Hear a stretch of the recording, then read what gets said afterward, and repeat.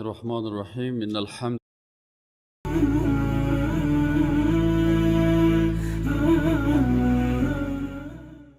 أعوذ بالله من الشيطان الرجيم بسم الله الرحمن الرحيم إن الحمد لله نحمده ونستعينه ونستغفره ونؤمن به ونتوكل عليه ونعوذ بالله من شرور أنفسنا ومن سيئات أعمالنا من يهده الله فلا مضل له ومن يضلل فلا هادي له وأشهد أن لا إله إلا الله وأن محمدا رسول الله صلى الله عليه وسلم وعلى آله وصحبه أجمعين. اما بعد، برادران عزیز و محترم، خواهران گرانقدر، مسلمانان عزیز، الله متعال شکر میکنیم که باز هم برای ما و شما توفیق داد که در یک حلقه از حلقات فهم قرآن مهمان خالق متعال باشیم.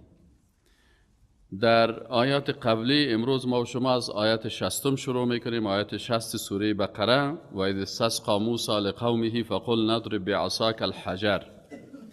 در آیات قبلی الله متعال درباره بنی اسرائیل دو موضوع را بیان کرد. یک موضوع بنی اسرائیل یا یک مشکل بنی اسرائیل امی بود که اونا الله متعال برشان نعمتهای بسیار زیاد داده بود. الله متعال در آیات قبلی درباره بنی اسرائیل یکی نعمتهای الله را بیان کرد که بر از اونا نعمتهای بسیار زیاد داده شده بود و اینا خیچرا با وجود که الله بر از اونا عزت داد، مقام داد، منزلت داد، فضیلت داد، نعمتهای بسیار زیاد داد، حال مشکل از اینا چی بود که اینا بعضی از اشتباهات و بعضی غلطی ها و بعضی از بی‌ادبی ها را کردن که بی‌ادبی های از اینا سبب کفر و لعنتشان شد و از بارگاه الله متعال اترانده شدن مثل ابلیس و اینا هنوز هم امی اشتباهات هم میکنن. پس هر کسی که عین اشتباهات هم میکنه در قرآن عظیم شان امی قاعده هست که وقتی قصه های از اونا را بیان میکنه در حقیقت برای ما و شما درس میده که شما سهل کنین اونو مردم این فضیلت داشتن، این امکانات داشتن، اینقدر برشان نعمت ها داده شده بود، لکن کفران نعمت ها را کردن، بی‌ادبی در مقابل الله کردن، بی‌ادبی در مقابل پیغمبرای الله کردن. این بی‌ادبی هایشان یک یک بیان میکنه که شما به این مرض مبتلا نشین. آله کدام عیب ها را در آیات قبلی ذکر کرد؟ اینا اولین مشکلشان، عیبشان این بود که اولین کافر به قرآن و سنت شدن. اولین نقصشان که یا به رسول الله صلی الله علیه و سلم، به قرآن عظیمشان و به احادیث رسول الله صلی الله علیه و سلم، اولین کس اینا خیستن و در مقابل پیغمبر قرار گرفتن. دوم عیبشان که در آیات قبلی گذشت کتمان حق بود. یکی از عادات از اینا چی بود که حق می پوشاندن، قرآن و سنت قبول نمی کردن و در مقابلش آنچه که از حقیقت ها در کتابشان وجود داشت و اونا او را میدانستن او را کتمان میکردن. در مقابل چی کتمان حق میکردن؟ در مقابل پول و منافع و کرسی و چوکی دنیوی. عیب سومشان چی بود؟ خلط نمودن حق و باطل بود. یکی از صفات انسانهای بیدین است که انسانهای بیدین بین حق و باطل چی میکنه؟ خلط میکنه. یک دفعه کتاب و قرآن و سنت میگه، باز دیگه دفعه در بین از او بدعت ها و قصه های بیجای و خرافات داخل میکنه تا خلط بین حق و باطل شوه و از امی خلط کردن حق و باطل اینا منفعت دنیوی بگیرن و حق دور بسازن. عیب چهارمشان دعوت دیگران به نیکی و فراموش کردن نفسایشان. همیشه دیگران را میگه که کار بکنین، که صدقه بکنین، زحمت بکشین، که دیندار باشین، چطور باشین، ولی وقتی که نوبت خودشان میرسه باز خودشان قرار در غنده خیر شیشتن، فکر میکنم من جنتی هستم، من در دوزخ نمیرم، من مستحق تمام چیزا هستم. از این خاطر هر کسی که صفت داشته باشه و از عذاب الله نترسه و فکر کنه که من جنتی هستم و من دیگه هیچ مسئولیتی ندارم، در حالی که اصحاب رسول الله صلی الله علیه و سلم عمل میکردن و در پهلوی عمل گریه میکردن و میترسیدن و همیشه در بین خوف و رجا میباشن. عمر رضی الله تعالی عنه میگفت میفهمه در جنت اگر در روز آخرت صدا شود که کل مردم در جنت بره، یک نفر در دوزخ بره، من میترسم این نفر من نباشم. با وجود از اینکه شما میفهمین که عمر رضی الله تعالی عنه دارای چه صفاتی بود و اگر در دنیا در روز آخرت صدا شود کلگی در دوزخ برین، یک نفر در جنت بره، ما امیدوار هستم که همون نفر ما باشم. پس قلب انسان مسلمان بین خوف و رجا می باشه، از عدالت الهی می ترسه و بر رحمت الله امیدوار می باشه. ولی امی علمای بنی اسرائیل اینا مشکلشان در چی بود که یا امی عادت داشتن. شیخ سردار ولی یکی از علما هست در جلال‌آباد درس تفسیر میتن، میگه و نیم سپاره قرآن در عالمان مبارک نازل شده. 7.5 سپاره قرآن در رد علمای سو، علمای درباری، علمای استفاده جو، علمای بنی اسرائیل و علمایی که دین خراب میکنن. عیب ششمشی است مبتلا شدن به شرک و مخلوق پرستی. اینا فوراً مجرده که این پیغمبر چشمشو طرف میشد، بازیا میرفتن گوساله پرستی میکردن، مخلوق پرستی میکردن و اینی کارا. عیب دیگهشان چی بود؟ یا میگفتن که ما خالق باید به چشم خود ببینیم، در حالی که الله متعال به موسی علیه السلام گفت که لن ترانی، هرگز تو مرا دیده نمیتونی. یا میگفت نه نه نه ما تا وقتی ایمان نمیاریم تا که الله را به چشم ببینیم. یعنی عیب انسانهای مادی پرست همی هست که همیشه دلایل مادی ماتریالیستا همی عقیده را دارن، تا ما چیز به چشم خود نبینیم قبول نداریم، وقت در حالی که ایمان الذین یؤمنون بالغیب است. عیب دیگهشان چی بود؟ تبدیل نمودن الفاظ عبادت به الفاظ بی‌ادبی. وقتی که الله برش میگفت که اینی لفظ بگو، حتتون بگو، ای بر عوض حتتون میامد کلمات دیگه که ضد از او هست، عوض از که استغفار بکنه، توبه بکنه، به گناه ها مبتلا می بود. اعوذ بالله من الشیطان الرجیم. بسم الله الرحمن الرحیم. آیت 60 سوره بقره درس امروز ما و شما هست. بسم الله الرحمن الرحیم. اینجا هم الله متعال بیان میکنه بیان نعمت ها را و بیان کفران امی بنی اسرائیل انوز هم دوامدار است. و اذ و یاد بکنین زمان را که استسقا طلب باران کرد موسی علیه السلام لقومه، برای قومش.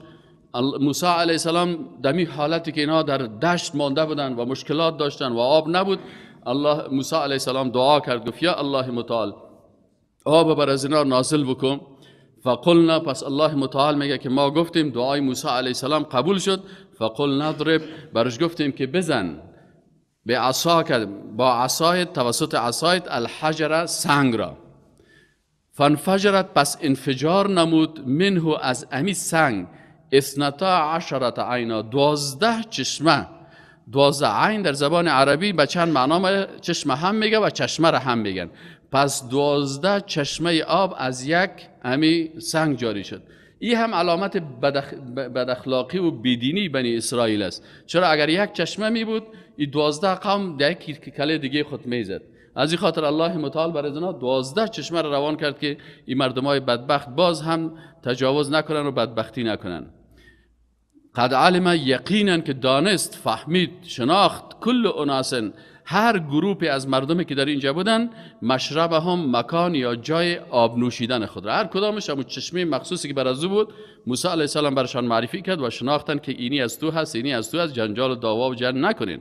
کلوا بخورید و اشربوا و بنوشید من رزق الله، از رزق الله، روزی که الله براتان داده، رزق روزی را بخورین. ولا تعثوا فی الارض مفسدین، لکن ما باشید در زمین فسادکارا. چرا یک انسانی که در یک جای باشه کار روزگار هم دیگه نیست، آل رزق هم برشان میه، کباب ها برشان میه، مشروبات رنگارنگ برشان میه، چشمه های آب هم هست. آل دیگه وقتی که انسان بیکار شد حتما سر از چی میه؟ شیطان حمله میکنه و اینا را فاسد میسازه. موسی علیه السلام برشان گفت که حالا شما وقتی که بیکار ماندین عبادت الله را بکنین، اطاعت الله را بکنین. از این خاطر هر انسانی که تقسیم اوقات نداشته باشه شیطان برش تقسیم اوقاتش جور میکنه. تو اگر صبحکی به نماز صبح تقسیم اوقات نداشته باشی شیطان وقت برات نشون میکنه تا 9 بجه خواب.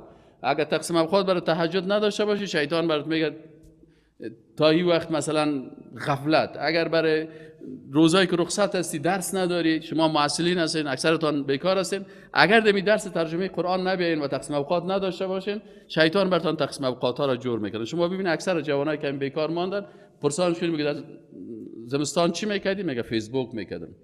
تمام روز چتیات سوره دو بزن، اون رو دو بزن، اون رو دشنام بده، اون رو دشنام بده، 4 کلمه یاد نمیگیره. از این خاطر انسان مسلمان باید تقسیم اوقات خودم مطابق تقسیم اوقات رسول الله صلی الله علیه و سلم آماده بسازه و یک لحظه عمر خود هم چی بدون تفاوت نباشه. خب آل الله متعال وقتی که اینا چی کردن؟ کفران نعمت کردن. کفران نعمت خواسته های احمقانه. وقتی الله برای یک کس یک نعمت میده، مثل بعضی کساست الله خوب انسان خلقش کرده و کرامت دادش، باز می سوال میکنه امیستاد چرا مرا الله انسان خلق کرد؟ چی خلقت میکرد؟ کدام مرکب الله خلقت میکرد؟ همیشه این خواسته ها و تقاضا از انسان های بی ایمان است و در مقابل ازی باز الله جزا برشان میده. الله متعال باز در مقابلش جزا را داد. حالا سعی کنین چی گفتن، چی بیادبی کردن. کباب برشان آمد، مشروبات بسیار لوکس برشان آمد، سر دسترخوان کباب هم راسن می پیشرویت ماندگی باشه، مشروبات هم باشه، 12 چشمه عوام هست، دشت برد گلزار گشته. حالا در اینجا باید یا شکر میکردن یا چی میگن، یا آمدن گفتن و اذ قلتم، و وقتی که گفتید یا موسی، ای موسی علیه السلام، لن نصبر علی طعام واحد، ما یک قسم غذا را قبول نداریم. انا لله و انا الیه راجعون. لن نصبر، هرگز صبر نمیکنیم، علی طعام واحد، به یک قسم غذا. فدعوا لنا، نمیگه که سکو بیادبی دیگه شد، نمیگه که بیاین که دعا کنیم برای الله کل ما. تو دعا کو برای ما، تو دعا کو، ما قرار در غوندی خیر ششتیم، تو نماز بخوان، ما قرار اینجا ششتیم، تو برو جهاد بکو، ما قرار اینجا سیل میبینیم. همیشه عادت انسانهای منافق و بیدین امی هست. چرا تو ریشتن نمیمانی؟ چرا تو این کارا نمیکنی؟ و خودش اگه سعی کنی با کل امراض مرضها مبتلا هست. پس اینا بیادبیشان نمی بود که گفتن طلب کو بر ما ربک از پردگان، نمیگه که ربنا. میبینن بیادبی ها را، نمیگن که بیایی که طلب بکنیم از پروردگار خود که الله دیگه نعمت ها را زیاد کنه. شکر ازی را میکنیم، الله متعال گفته اگر شکر کنیم من براتون زیاد میکنم. به واسه که این کارا بکنن آمدن گفتن که ای موسی برو طلب کو.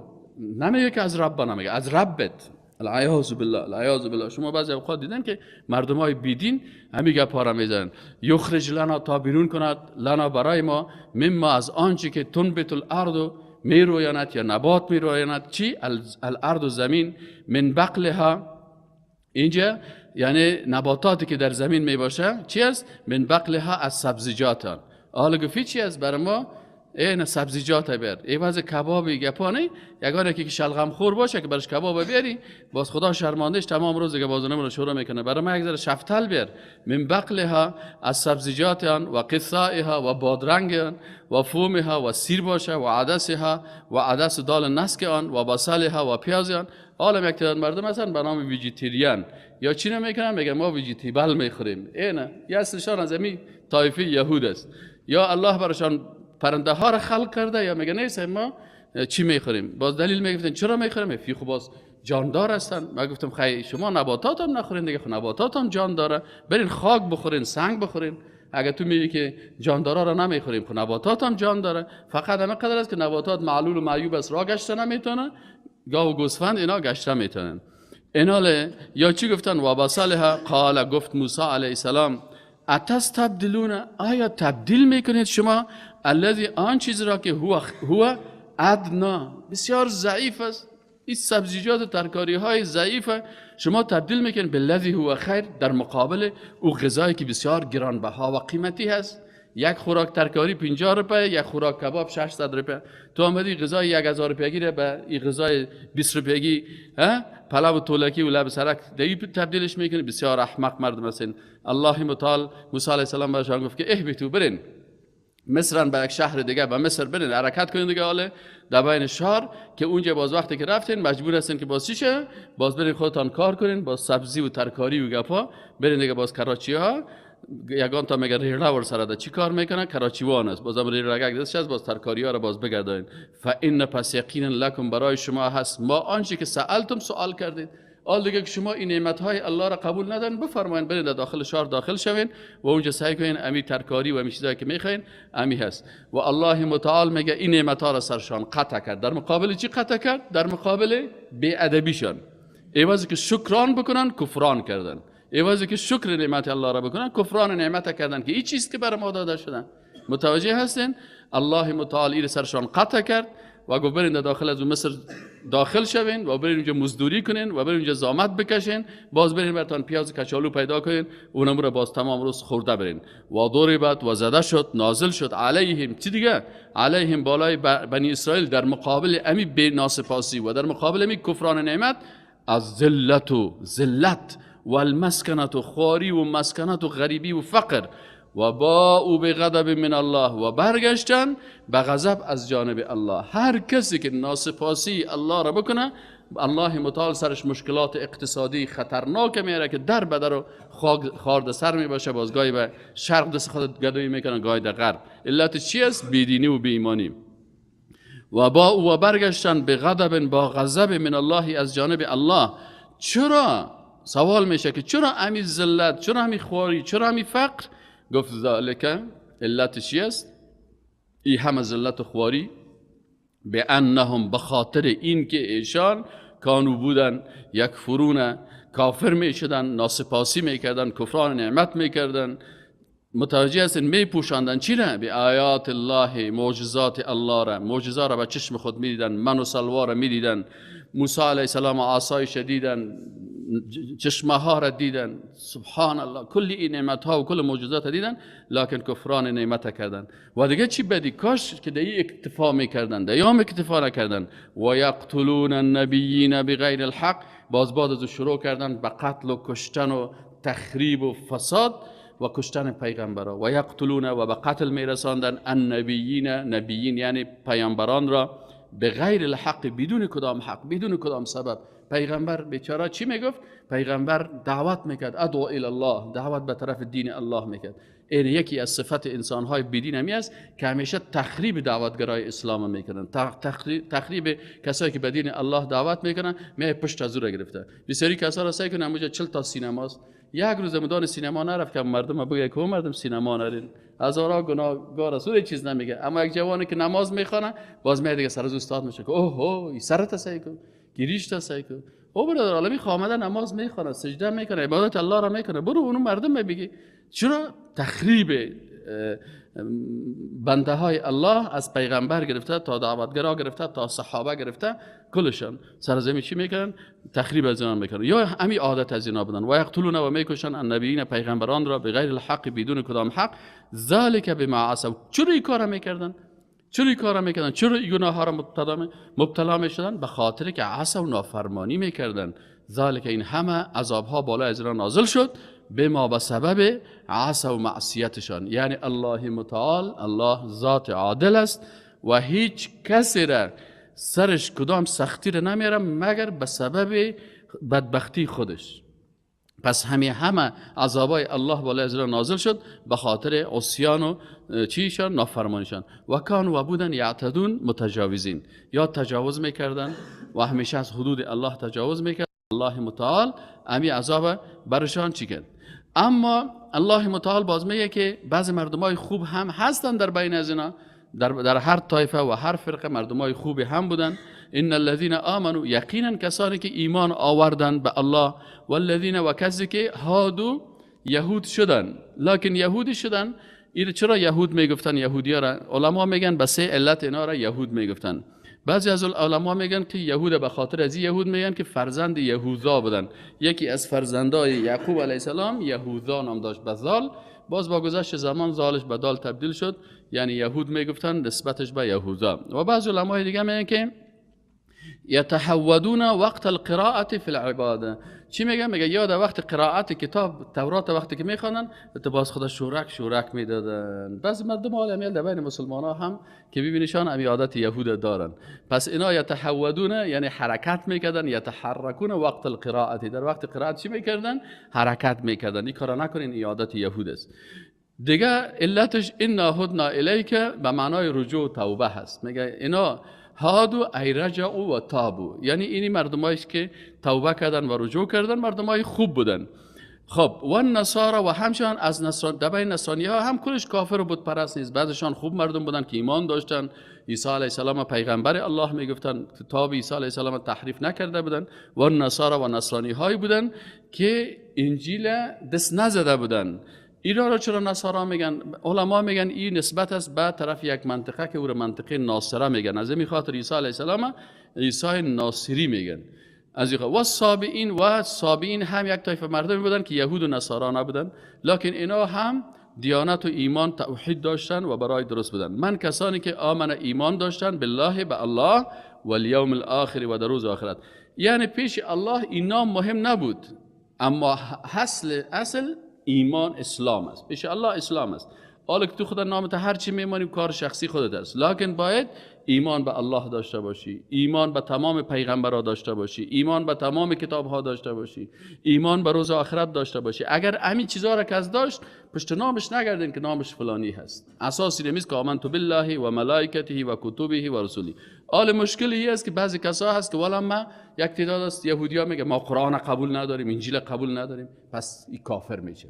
یک تعداد نصرانی هست میگه ما تورات و انجیل قبول داریم، قرآن قبول نداریم، محمد صلی الله علیه و قبول نداریم، اینا هم کافر میشن. بعضی از مسلمان ها هستن میگه ما قرآن قبول داریم، سنت قبول نداریم، یا هم کافر میشن. بعضی ها هستن میگه سنت قبول داریم، قرآن قبول نداریم، این هم کافر میشن.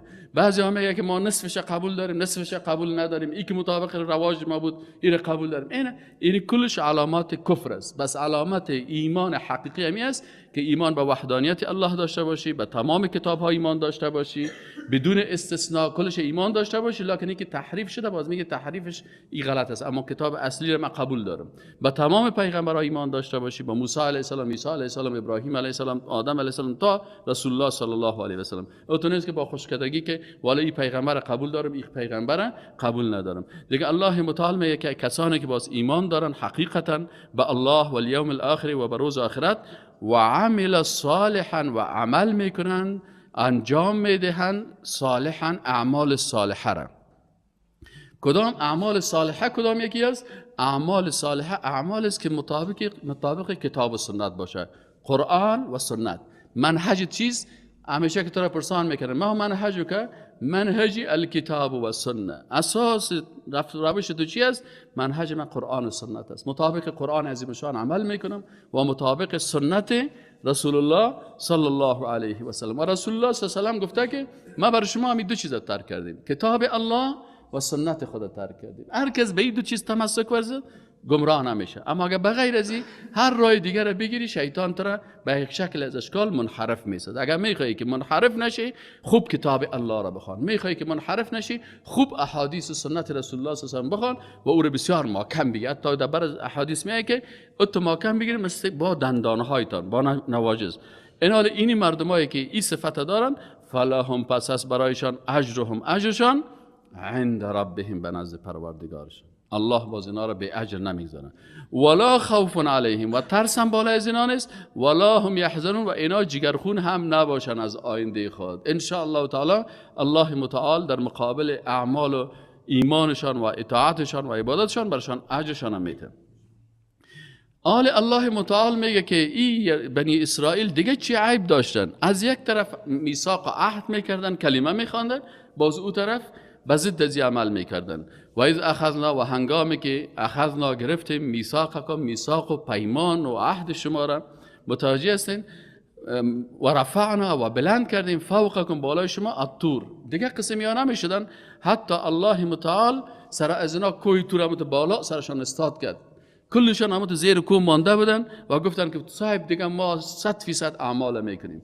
چرا؟ کسی که ایمان ادعای ایمان میکنه و باز مخالفت قرآن کتاب و الله را و سنت امو پیغمبری که باید مطابقت از را بکنه، وقتی که مخالفت از را میکنه باز الله متعال سر از سخت عذاب میره.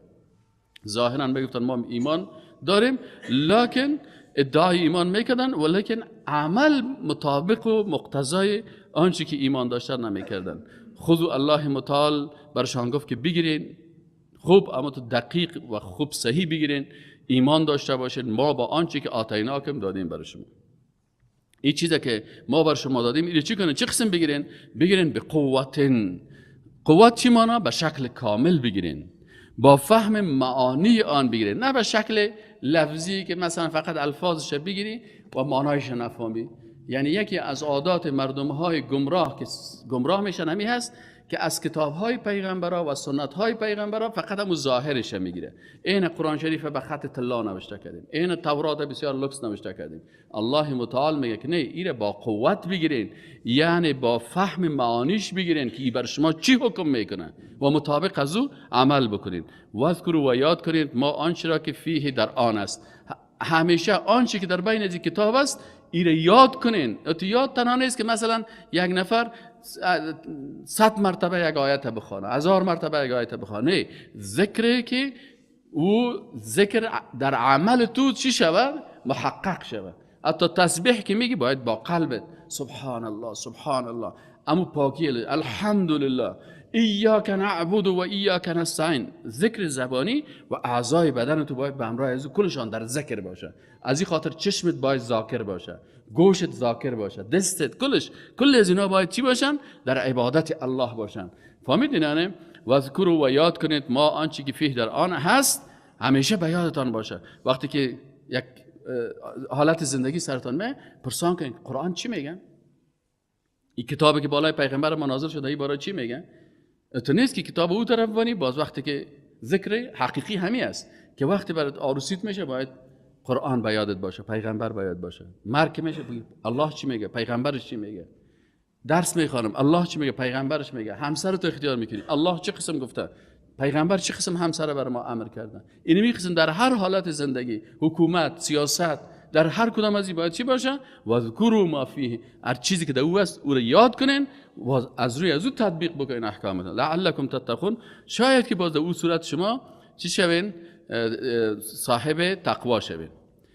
خب آلیا چی کردن؟ یکی از صفات بنی اسرائیل که او امت رسول الله صلی الله علیه و متوجه باشین که به این بلا شما مبتلا نشین، او چی است؟ روگشتاندن از احکام الله است. ثم سپس تولیتم روگشتاندید، روگردانیدید، من بعد ذلك بعد از آن، فلولا پس اگر نمی بود فضل الله، فضل و مرحمت الله علیکم بالای شما و رحمته و رحمت الله نمی بود، لکنتم می بودید حتما شما لمن الخاسرین از جمله خسران کنندگان. علما میگه فضل الله چی است؟ یکی بعض علما میگن که منظور از فضیلت الله فرصت توبه دادن است. پس این فضیلت الله هست که برای انسان فرصت چی را میده؟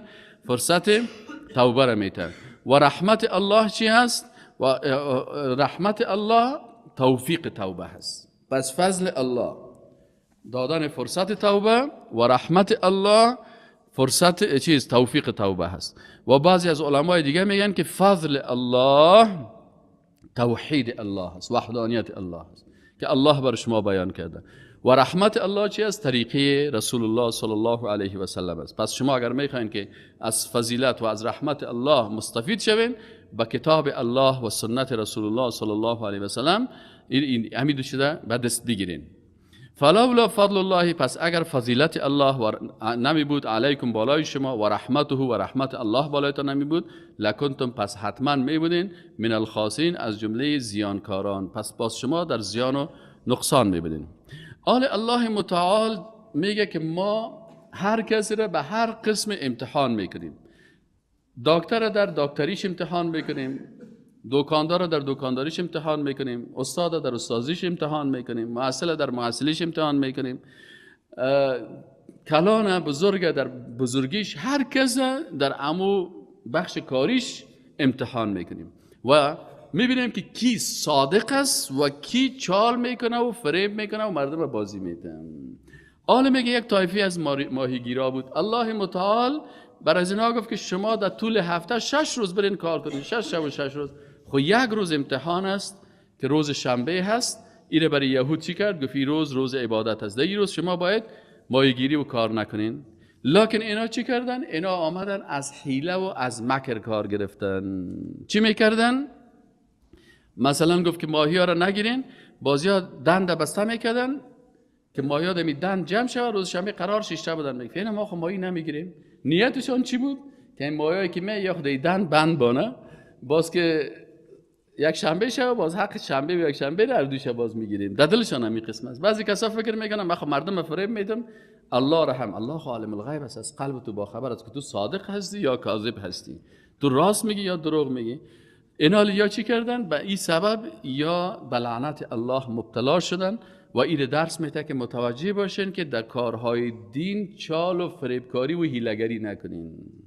که باش والا مازینی یک راگک برام پیدا کو که چی شوه؟ من همین زکات ندارم. چه قسم زکات نمیتی؟ باز یک کس برش میگه برو اگه نمیخوای زکات بدی چند داری؟ والا یک 20 لک دارم. تو که کمی یک ماه که به سالمان به خاطر که صد فرض نشه، باز برو به خانمت بگو کمی 20 لک بر تو بخشش دادم. بازو پیش خانم تو پیسه میباشه 20 لک. باز که 11 ماه تیر شد، بازی پس بر تو چی کنه؟ باز بر تو تحفه بده. اینه به شکل. یا یک خانه رو برو گرو بگی، باز که گرو گرفتی باز خانه 20,000 کرایش است، باز خیرش یک 500 1000 کرام بود. این کلش چی است؟ این به کارهایی است که بنی اسرائیل میکردن. متوجه هستین؟ ولقد و یقینا که علمتم شما دانستید یا شناختید، در تاریخ بر شما بیان شدن الذین کسانی را که اعتدوا تجاوز نمودن، مکر کردن، همین مکارگری و فریبکاری و حیله سنجی، این خودش چی است؟ اعتدا هست. قرآن گفته این تجاوز کردن، اینا اعتدا کردن به حق الله.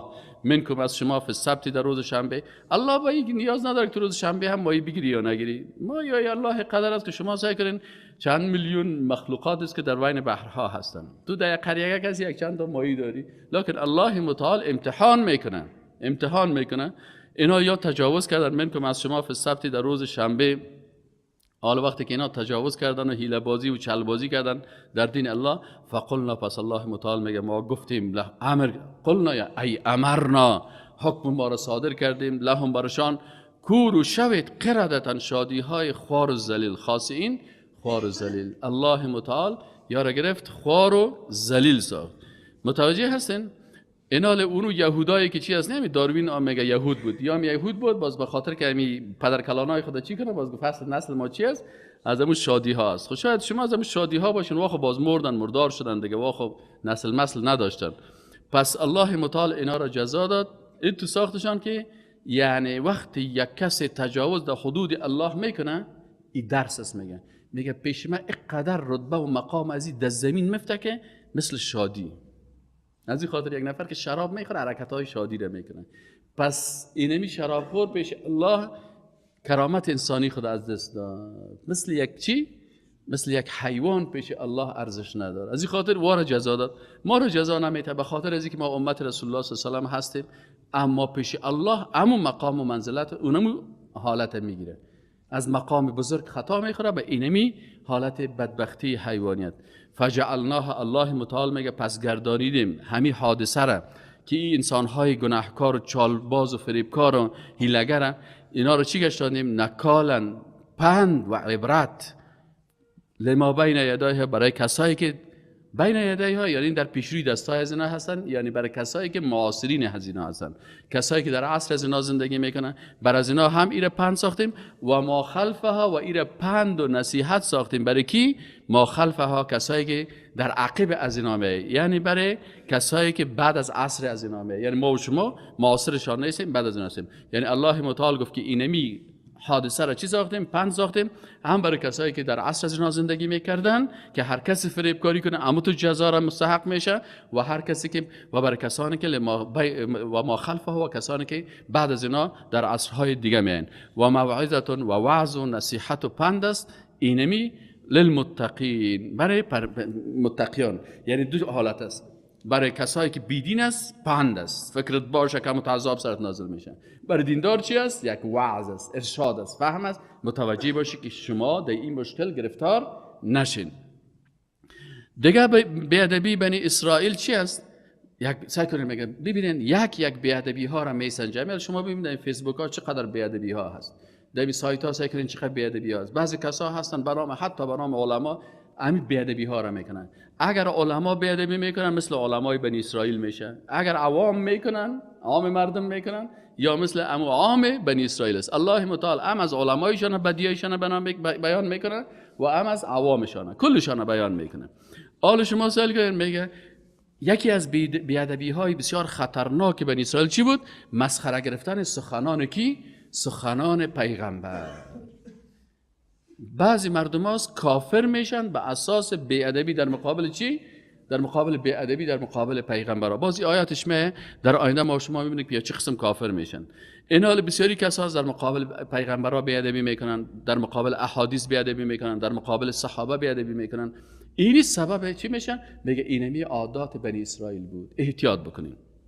و اذ هنگامی که قال گفت موسی علیه السلام لقومه، برای قومش، اینجا یک حادثه در بنی اسرائیل شد. او حادثه در بنی اسرائیل چه شد؟ یک نفر کشته شد، قتل شد. آل دی حادثه قتل شد. مردم قوم موسی علیه السلام کسایی که بودن اینا در یک جنجال شدن. اول وظیفه پیغمبر است که دو کاره بکنه. اول بر از اینا عقیده درسته، عقیدهشان صحیح بکنه، و دوم برشان متوجه هستین همون مشکل حل بکنه. پس موسی علیه السلام به اساس وحی الهی چی کرد؟ اول اینا عقیده داشتن که امی زندگی و مرگ تو را به دست گوساله هست. حالا برای موسی علیه السلام فرصت است که از این فرصت برشان ثابت بکنه که گوساله هیچ چیز کردن نمیتونه. خواست که می معبودشان در کت دست خودشان چی کنه؟ بکشه، تا بفهمن که سعی گوساله هیچ چیز کردن نمیتونه. متوجه هستین؟ در از نگاه عقیده موسی علیه السلام اینا را چی کرد؟ درس عقیده داد که شما دیگه این گوساله را که شما بسیار میگن که اگه به یک کس نزدیک شه یا چطور شه، گفت نه اینمی گوساله را بکشین با سعی کنین که الله متعال با از بین رفتن گوساله چقدر الله قدرتمند است. و دومی است که مشکلتان هم حل میشه. فهمیدی؟ یعنی دعوتگر مسلمان وقتی که در یک جای رفتی در یک قضیه که تو را گفت که امی خودت گپ بزن، تو اول کوشش کن که یک نیم ساعت از عقیده توحید و دین گپا را خوب برشان بفهمانی، باز بعد از او همون مشکل برش چی کنی؟ حل بود. آل موسی علیه السلام اینا را عقیدهشان باطل میسازه که این گاوی که شما میگن که شما را مثلا مقام میده و منزلت میده و چی میده، این گاوی هیچ چیزی نیست، برین بکشینش. و اذ قال، و هنگامی که گفت موسی علیه السلام لقومه، بر قوم خود، ان الله، یقینا که الله متعال سبحانه و تعالی یأمرکم، امر میکند شما را، یعنی وحی است، امر الله است، ان تذبحوا بقره، که بکشین اینمی بقره را، اینمی طاغوت، اینمی بت را که شما پرستش میکنین، این رو وسو کنین، باز مشکلات زندگیتان حل میشه.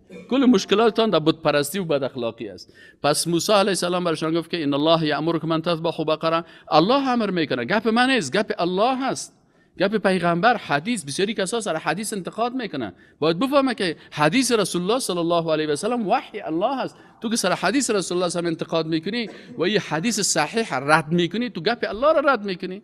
بعضی کسا میگه ما قرآن قبول داریم سنت قبول نداریم. تو اگه قرآن قبول میداشتی خب گپ پیغمبر قبول میکردی، چرا که امی قرآن میگه و ما ینطق عن الهوى، پیغمبر خود از هوای نفس خود گپ نمیزنه، ان هو الا وحی یوحى، اینمی حدیث هم وحی است، الله برات میگه. تو چه قسم قرآن قبول داری و قبول نداری؟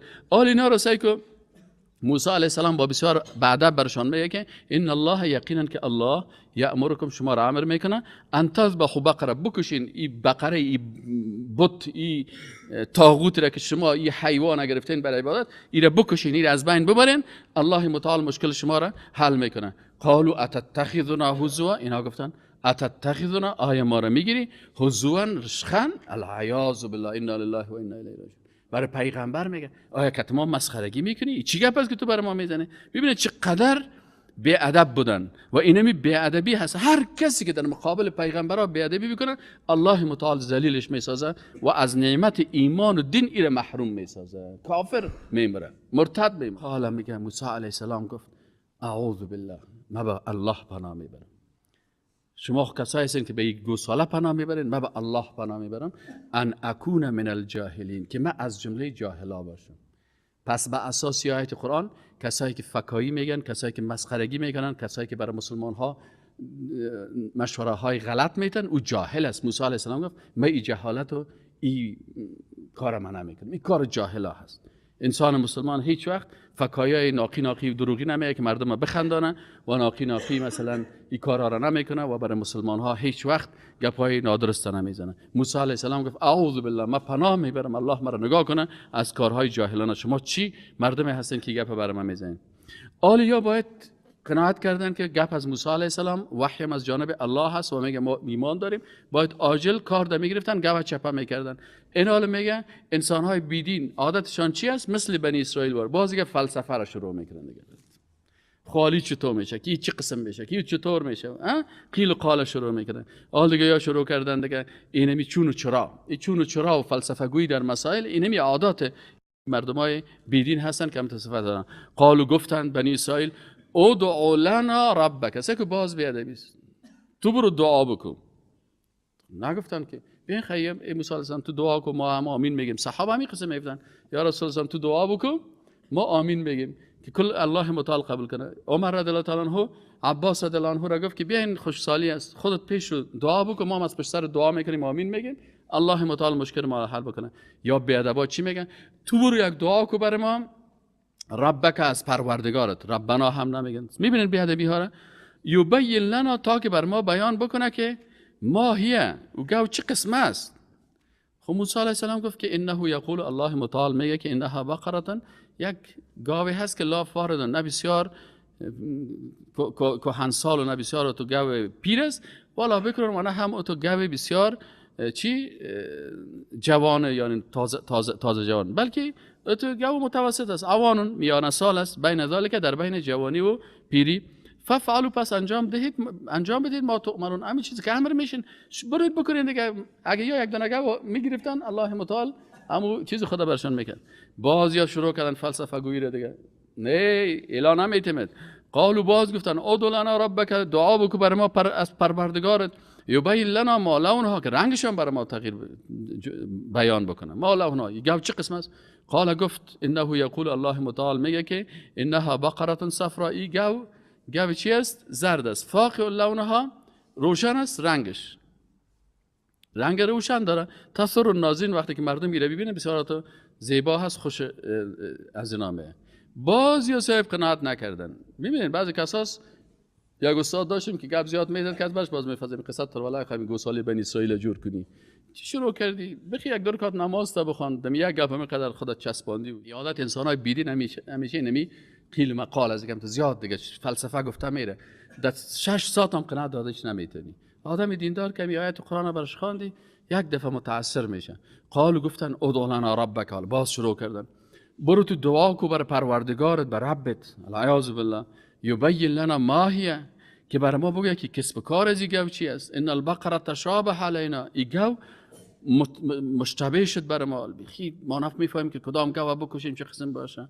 و اینا اینجا کمک ادب مراد کردن، یا کمک ادب میشه مراد کردن که گفتن ان شاء الله. این میشه میگن که بنی اسرائیل یعنی یگان دفعه یگان ادب مراد میکردن.